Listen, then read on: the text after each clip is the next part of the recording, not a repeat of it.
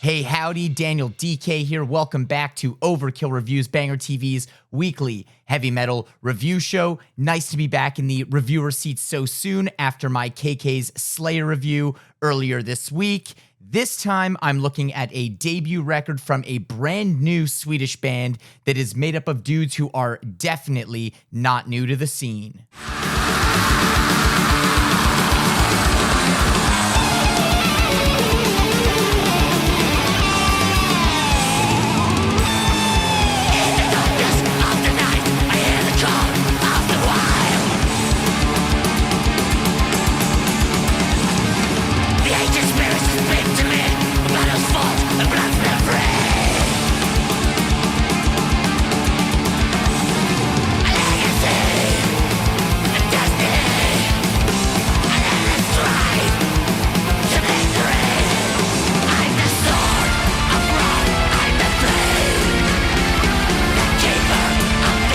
Damn, that is how you start a record off. It's the debut self-titled record from Hellbutcher, released May 31st on Metal Blade.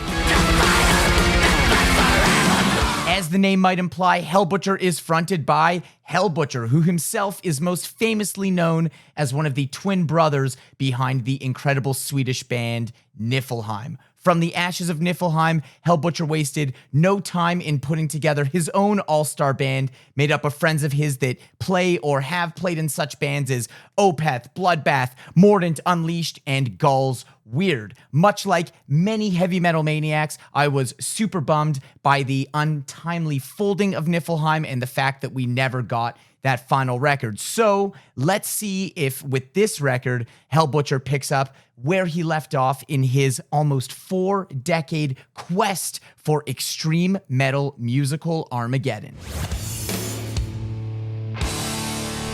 In an era dominated by digitally streamed releases, I love when bands stay old school and true and place high importance on the visual elements of the record. And here we see that, where Hellbutcher has created an absolutely seamless connection between album art, the layout, the photo shoot, the logo, all of it.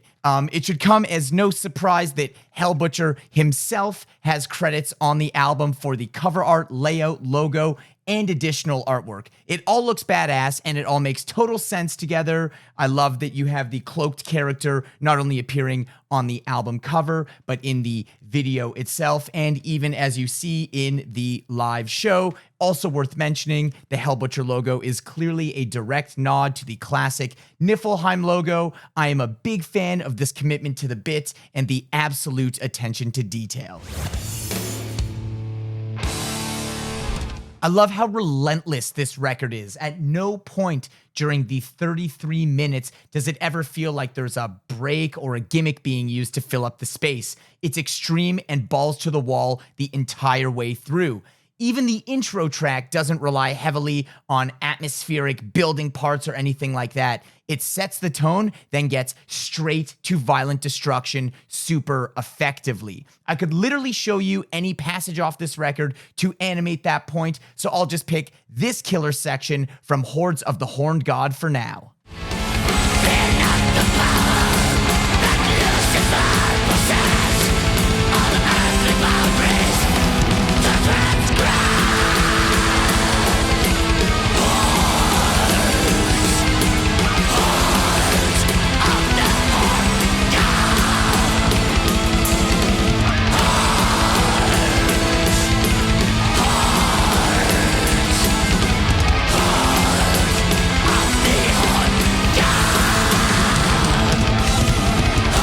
I'd like to address the genre tag associated with this record. Every advance, PR email, and even the Metallum listing simply list Hellbutcher as black metal.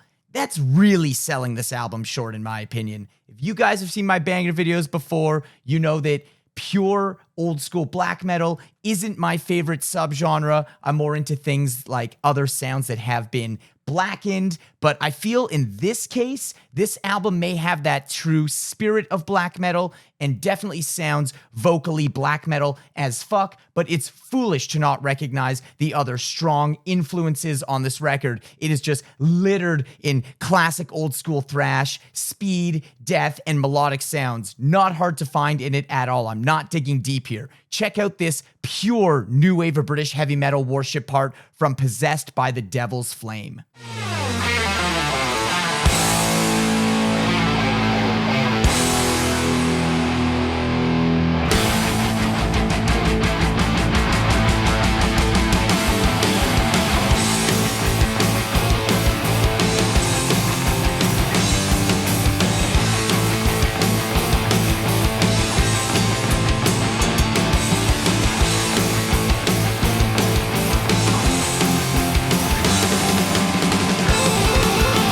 One of the things I was most excited about on this record is that every single song has an insane lead guitar part on it, and sometimes multiple.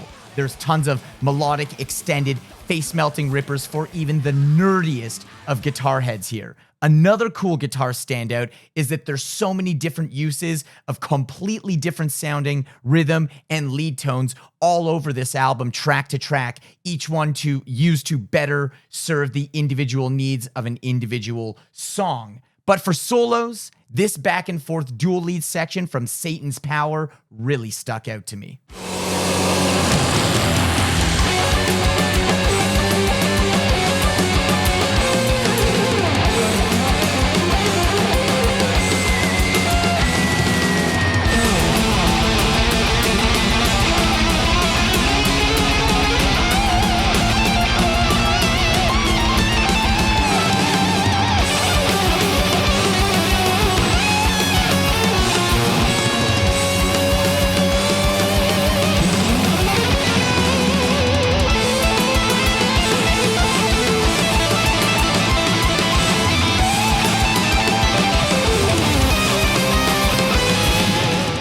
Lyrically, musically, and visually, there is no mistake that Hellbutcher is the real deal when it comes to blasphemy, and it absolutely reeks of evil. It's in every melody, every song title, and every transition. It comes off as authentic as you would expect after Hellbutcher himself has spent a literal lifetime making evil music, and I fucking love it.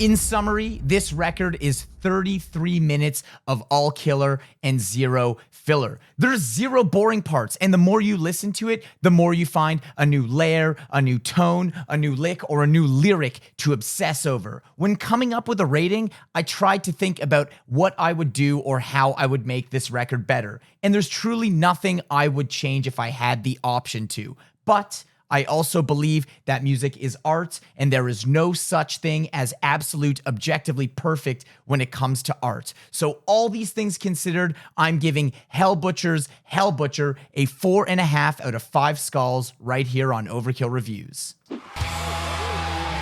All right, let's do some shout-outs. If you're not listening to this music already, what are you doing with your life? Evil Dead Toxic Grace, May 24th on Steamhammer. It's LA thrash at its finest. If you don't already know, Evil Dead features Juan Garcia of Body Count, Agent Steel, and Abattoir fame. This is their first record since 2020. It may not have their old school Ed Repka artwork on it, but I can tell you it still has all that old school crossover thrash, riffy goodness that you would expect from some OGs of the genre. Shrapnel in Gravity, May 31st on Candlelight. UK thrashers from the underground featuring members of Gamma Bomb and Reaper. They are back with their fourth album. While their old stuff will maybe more classified as thrash in the realm of if it ain't broke, don't fix it, I think you'll dig the slightly more open-minded and creative approach to this record. Give it a listen. Sin Absence, Path to Glory, May 27th, released independently. A brand new single worth checking out from LA's shreddy and melodic Sin Absence. Whether you're into traditional heavy metal or melodic death metal, there is definitely something here for you to enjoy. Take it for a spin. And that's the review. It was great to see you twice in 1 week. Who knows when I'll pop up next?